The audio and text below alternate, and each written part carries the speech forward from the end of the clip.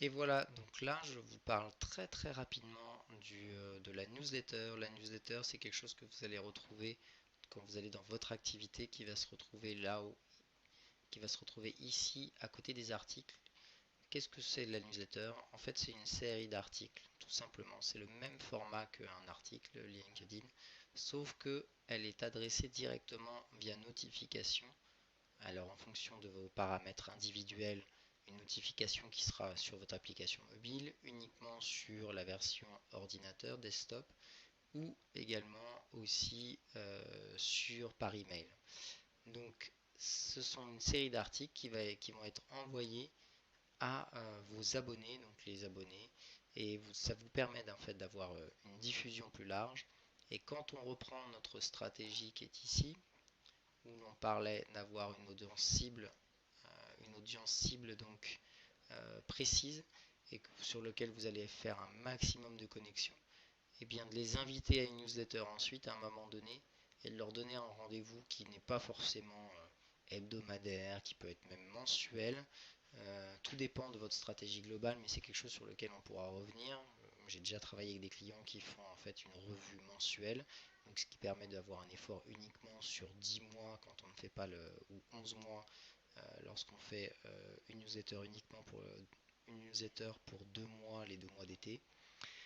Dans tous les cas, en fait, ce qui est intéressant ici, c'est que vous allez pouvoir partager du contenu, partager de la valeur, et au passage, éventuellement, au travers de ce partage de valeur, vous allez pouvoir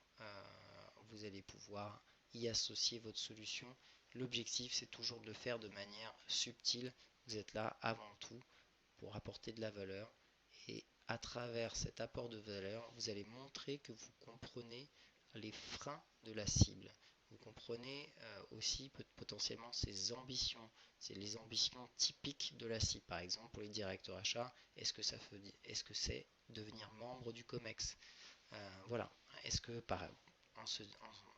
au travers, si on reprend notre exemple au tout départ d'un sondage, on s'aperçoit que les directeurs achats considèrent qu'il n'y a pas assez de directeurs achats aux membres du COMEX et que c'est une vision partagée, vous pourriez très bien dire que à travers votre solution, vos services, vous allez contribuer à la performance, à la surperformance ou à de meilleures marges, peu importe, au bénéfice du directeur achat et de son service, et que potentiellement c'est ce genre de choses, c'est ce genre de résultat qui va lui permettre de monter au sein du COMEX.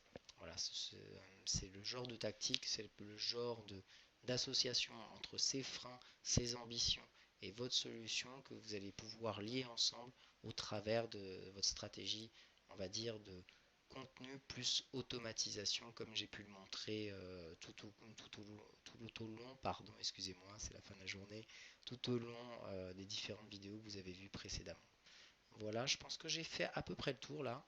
N'hésitez pas si vous avez des questions. Je vais mettre un lien vers si vous souhaitez prendre rendez-vous pour qu'on ait un petit échange de 15 minutes. Sinon, vous pouvez tout simplement m'adresser un message sur LinkedIn afin que nous puissions eh bien, évaluer l'intérêt pour vous très rapidement.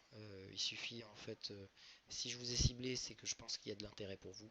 Euh, mais ensuite, à vous de revenir avec vos questions, vos interrogations sur le sujet, et on réfléchira à la volée directement de manière plus opérationnelle et plus concrète sur votre cas à partir des éléments que vous m'aurez donnés sur votre business évidemment et sur vos audiences cibles et vos priorités business. Voilà, donc à très vite j'espère, et puis d'ici là j'espère que tout ça vous a donné un peu de réflexion, un peu de matière à réfléchir. Allez, bonne fin de journée.